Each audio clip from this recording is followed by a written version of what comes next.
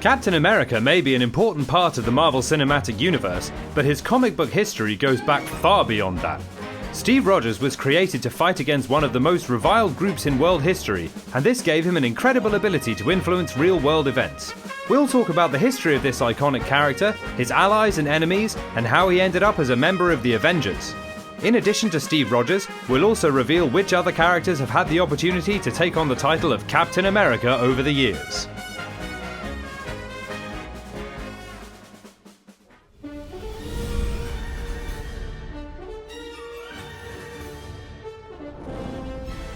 We know that in the Marvel Cinematic Universe, Steve Rogers is the oldest superhero, even though he looks great for his age. In the comic books, the idea for his character was conceived before Marvel Comics even existed.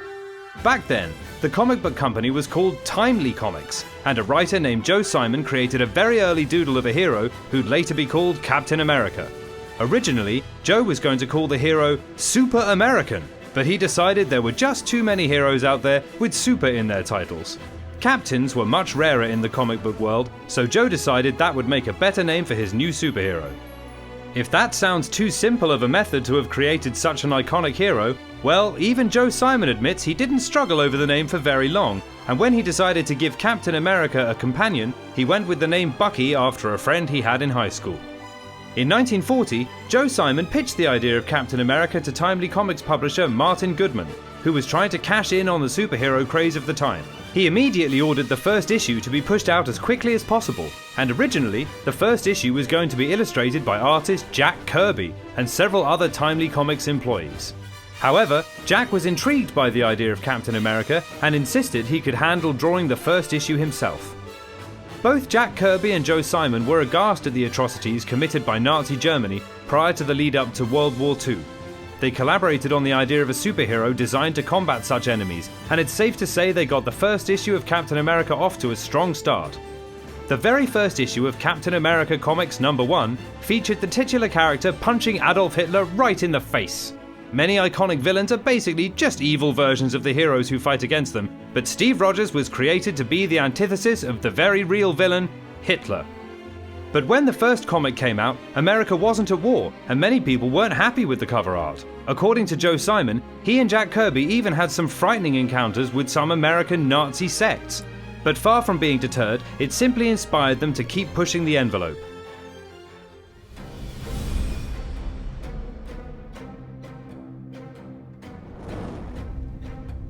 In the comic books, Steve Rogers grew up in the 1920s as the child of two impoverished Irish immigrants. His father, Joseph Rogers, perished when he was just a kid, and his mother succumbed to pneumonia when he was a teenager. Steve grew up with an interest in the arts, and worked as an illustrator and comic book artist. Much like his authors, Steve also wasn't the biggest fan of Hitler, so he decided to enlist. However, due to his weak body, he was rejected from the armed forces, although he gained the attention of US Army General Chester Phillips. He was working on Project Rebirth to create the perfect soldier. Steve Rogers enters the project as a test subject and receives a dose of the super soldier serum. Initially, the doctor responsible for creating the serum was named Dr. Joseph Reinstein, but this was later retconned to be a codename for Dr. Abraham Erskine. Most of Steve Rogers' story has remained consistent over the years, including when it transitioned from comic book to film. Interestingly enough, the biggest change is how Steve received the super soldier serum.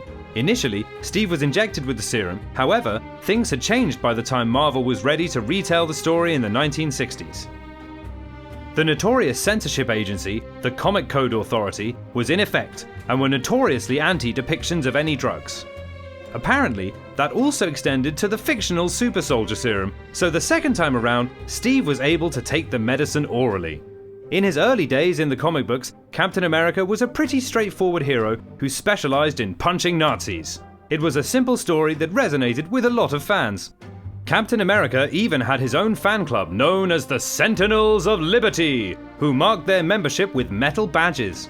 Ironically, the promotion had to be disbanded during World War II due to metal rationing, disappointing fans and proving that there are some problems you simply can't punch your way out of. One of the aspects of Cap's story that we're all familiar with was the fact that he ended up frozen in the ocean for decades before being revived. However, few people realised this wasn't a move strictly done for storytelling purposes, it was done because people got tired of Captain America. It's hard to believe considering what a popular character he is now, but with the war over, the public's interest in superheroes was waning. Captain America and his trusty sidekick Bucky were trying to stop a plane packed with explosives. The plane exploded, seemingly destroying Bucky and plunging Captain America into the icy Arctic waters. Steve Rogers was formally introduced back into the Marvel comic world years later when he was discovered by Namor the Submariner. He found Steve encased in ice, being worshipped by an Inuit tribe. The Avengers stumbled upon Steve's body thawing in the ocean and managed to revive him and add him to their ranks. Steve Rogers is a character who was adapted to different formats long before he entered the MCU. In 1979, he appeared in 2 live-action television movies, Captain America and Captain America 2: Death Too Soon. These movies featured a totally different origin story for Steve Rogers, played by actor Reb Brown. Steve was a more contemporary character whose father had been a government agent known as Captain America back in the 1940s. Instead of a super soldier serum, Steve's father had just really loved America, which was how he earned the nickname. His son was a Marine who was grievously injured in an accident and healed with an experimental substance known as Full Latent Ability Gain, or FLAG. This caused Steve Rogers to become the new Captain America in honor of his father. This version of Captain America also utilized devices like a rocket-powered motorcycle with a hang glider attachment. In 1994's Spider-Man the Animated Series, Captain America appears in several episodes which claim his disappearance after World War II was due to being trapped in a dimensional machine, along with Red Skull, for numerous decades. Steve Rogers also shows up in an episode of 2000's X-Men Evolution called Operation Rebirth. According to that show, Captain America was created thanks to a stasis chamber called Operation Rebirth. However, the procedure causes a cellular breakdown, requiring him to be put into stasis for years until a cure is found. The MCU version of the Captain America storyline is the closest to the comic books out of all of these. Steve was rejected from the army, only to receive the super soldier serum, which transformed him into Captain America. Then, during a particularly dangerous mission, he ended up plunging a plane into the ocean and was later revived to join up with the Avengers.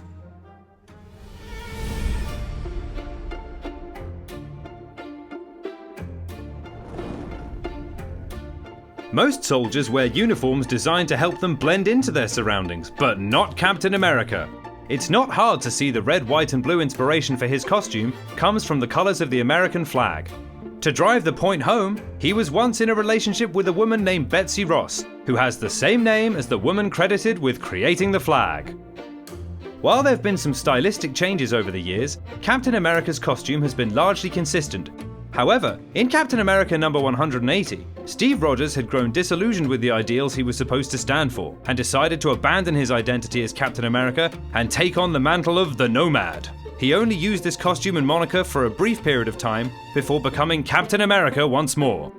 In the Captain America The Captain series, Steve Rogers once more abandons his superhero identity and is replaced by John Walker, giving us a new hero and a new costume. But there was a time in which Steve Rogers needed a serious costume upgrade and was forced to turn to Tony Stark for help. Steve was struck down and completely paralyzed by a strange and debilitating illness. Thankfully, Tony was able to create a new suit for him, which used sensors to anticipate his movements and operate this new suit. We've seen a wide variety of different Captain America costumes in the Marvel Cinematic Universe, starting with the classic USO uniform. When Steve goes on a mission to rescue Bucky, he wants to be a little more incognito, so he slips into some less conspicuous clothing, including a leather jacket. Steve then works with Howard Stark in order to come up with a more practical uniform. The field uniform incorporates the iconic red, white and blue imagery of his USO costume, while featuring some handy new capabilities. Howard Stark constructed the uniform out of a carbon polymer and designed it to be resistant to injuries caused by knives and bullets. When Steve was unfrozen, he decided on a fresh new look. S.H.I.E.L.D. agent Phil Coulson helped create a more modern suit which honoured the aesthetic of Cap's previous uniforms while being both streamlined and functional. When S.H.I.E.L.D. steps in, Steve Rogers gets a stealth uniform featuring more muted colours suitable for covert methods. This suit sacrificed some degree of aerodynamics in favour of being bulletproof and features a communicator and a magnetic attachment for his shield. After disavowing himself from S.H.I.E.L.D. after learning they had been infiltrated by Hydra, Steve steals, well, let's say liberates, a modified version of his old uniform from the Smithsonian. it has some aesthetic differences from the original version and lacks the durability of the one created by Howard Stark. Thankfully, he's later given a second Avengers uniform, which is less vividly coloured but still incorporates his signature look with modern conveniences. The most iconic part of Captain America's costume is his shield, so it may surprise you to know that it wasn't always that iconic circular shape. At first it was triangular, but MLJ, a publisher later known as Archie Comics, complained it was too similar to their character, the Shield. So, for the second issue, Steve Rogers was given the round shield we all know today. Captain America could punch Adolf Hitler in the face, but he knew better than to mess with Archie Comics. In the Marvel Cinematic Universe, Captain America carries a shield made out of vibranium, constructed by Howard Stark, or at least he did until Tony asked less than politely for it back during Captain America Civil War.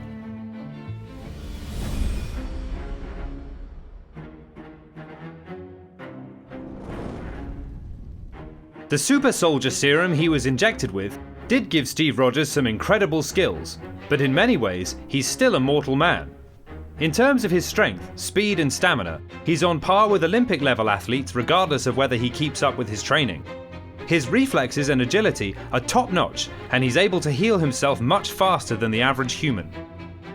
The serum halted his aging by perfecting his cells, and all of his senses, including hearing, sight and smell, are all heightened. Still, in many ways he's still limited by his human body. While he may be a physically perfect human being, he's still a human being, with all of our foibles and weaknesses. When it comes to weaknesses, pretty much anything which could take down a regular person could also harm Captain America. His only particular weakness is anything that has an effect on the super soldier serum he relies on. He does have a handful of other useful talents, including being a master tactician, strategist and martial artist. Steve Rogers is also exceptionally strong-willed, and we've often seen him resist temptation and mind control. In the comic books, he's also been deemed worthy of wielding Mjolnir, but he's only able to make it move slightly, in Age of Ultron.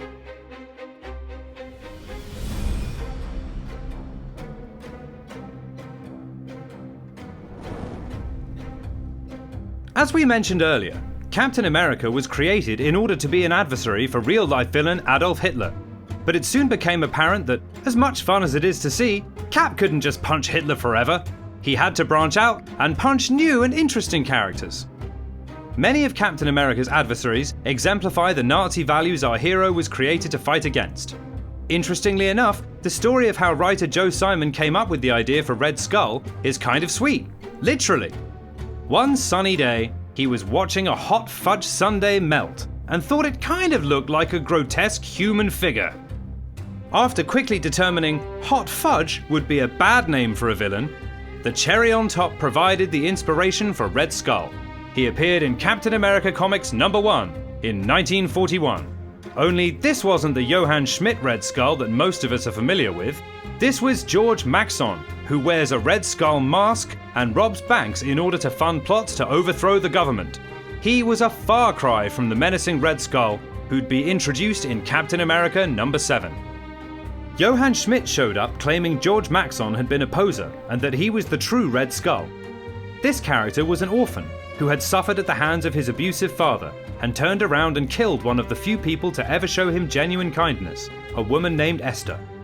He began working for the Nazis and was soon directly commanded by Hitler himself to commit various atrocities. Hitler was also the one who gifted him his iconic Red Skull mask. But Johann was ambitious, and it was his goal to overthrow Hitler and destroy the world if he couldn't rule it. In the MCU, Johann Schmidt also allied himself with the Nazis because he believed their resources could help him create the next stage in human evolution through technological intervention. An experimental batch of the super soldier serum rendered him with a mutated face which even Hitler couldn't love. His pursuit of otherworldly artifacts led him to the Space Stone, which ultimately rejected Red Skull as its master and transported him to Vormir to act as a guardian for the Soul Stone. Another classic entry in Captain America's Rogue Gallery, who appears in both the comics and the MCU, is Helmut Zemo. In the comic books, his father, Baron Heinrich Zemo, was a master Nazi scientist who found himself at odds with Captain America.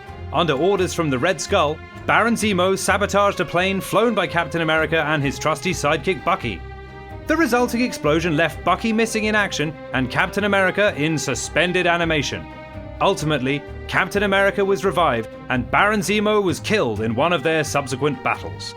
His son, Helmut Zemo, continued his father's evil deeds and his feud with Captain America.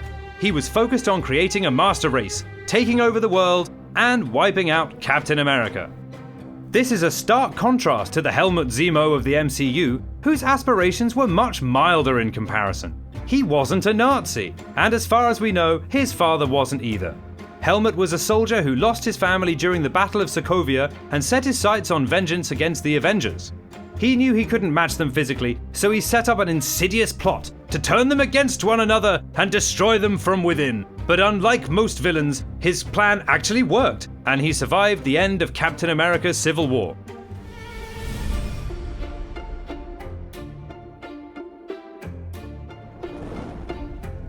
Batman and Robin may be considered the most iconic superhero/sidekick duo of all time, but Steve Rogers and Bucky Barnes are a close second. In the MCU, Bucky and Steve grew up as best friends, with Bucky outperforming Steve at just about every task. After Steve became Captain America, their roles reversed, but Bucky was more of a peer than a young sidekick. In the comic books, Bucky is one of the few characters who perished and remained that way. Fans frequently cite the Bucky Clause in comics, which states that nobody ever stays dead in the comics except for Bucky, Jason Todd, and Uncle Ben. Of course, this rule isn't absolute, but it's a decent comic book guideline. James Buchanan Barnes wasn't a peer to Steve Rogers. He was an orphaned army brat who was adopted as a mascot to an army camp and nicknamed Bucky. The young character was supposed to provide a contrast to Hitler Youth, and he took part in youthful groups, including the Liberty Legion and the Young Allies. In the comic books, there are a number of characters who briefly take on the title of Bucky, mostly as a way to assist Captain America. These include Fred Davis, Jack Monroe, Rick Jones, Lamar Hoskins, and Ricky Barnes. After the disaster which put Captain America on ice, Bucky was captured by Russian forces, who turned him into the Winter Soldier, complete with a new bionic arm, a storyline we also saw play out on the big screen in Captain America: The Winter Soldier, but with Hydra instead of Russians. In the comics, Bucky even had a brief relationship with Natasha Romanoff, aka Black Widow. Eventually, he regains his memories and even enjoys a period of time carrying on the mantle of Captain America. Another ally of Steve who became Captain America at one point is Sam Wilson. Sam had a rough childhood, and after an interaction with Red Skull, he gained the ability to communicate with birds.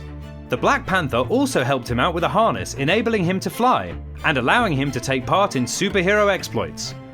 Eventually, he worked with Steve Rogers, who was so impressed that when he was forced to retire for health reasons, he insisted Sam become the new Captain America. In addition to having a sidekick, in the early days of the comic, Steve Rogers also had a girlfriend appropriately named Elizabeth Betsy Ross. Eventually, she even took the place of Bucky as Steve's sidekick, using the name Golden Girl. However, she eventually married another Captain America, Jeffrey Mace, and retired from crime fighting for good. In the MCU, we all know Cap had a thing for Peggy Carter, since he still looks at that picture of her from time to time, and even shared a smooch with her grandniece Sharon. But sadly, Steve and Peggy never got to go on that date.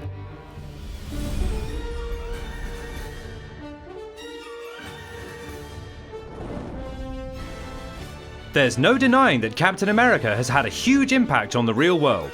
Steve Rogers encouraged people to buy war bonds, plant victory gardens, and support the troops. Issues of his comic books were even shipped out to soldiers serving overseas in order to boost their morale. Steve Rogers just can't shake his raging patriotism. In the Marvel Cinematic Universe, the character of Steve Rogers plays an important role in keeping things balanced. No, not Thanos-style balanced. We're talking pre-Avengers Infinity War. Not only is he an incredible ally in battle, but his unflinchingly rigid moral code inspires those around him, both in the MCU and outside of it. He provides a contrast to characters with dubious moral codes, including Natasha Romanoff and Tony Stark, and ultimately, his mere presence causes them to better themselves. And perhaps best of all, is that Captain America doesn't deliver these messages like the PSAs in Spider-Man: Homecoming. He's a hero who is always led by example and doesn't ask more of people than he's willing to do himself.